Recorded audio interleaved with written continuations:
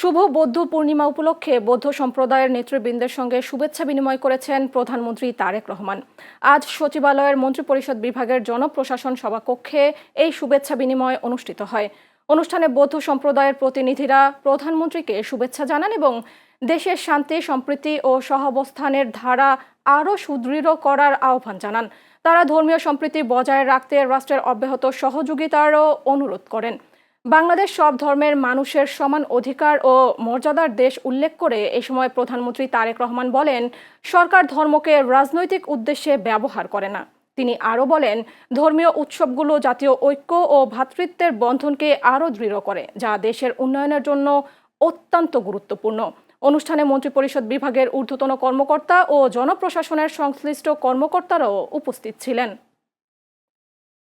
বর্তমান সরকার ধর্ম নিয়ে রাজনীতি করতে চায় না। ধর্মকে রাজনৈতিক স্বার্থে আমরা ব্যবহার করতে চাই না। অতীতেও আমরা তা করিনি। আমাদের সরকারের দৃষ্টিভঙ্গি হচ্ছে, যা একটু আগে স্বরাষ্ট্রমন্ত্রীও বলেছেন, আমিও জোর দিয়ে আবারও একই কথা বলতে চাই, ধর্ম যার যার, নিরাপত্তা পাবার অধিকার সবার।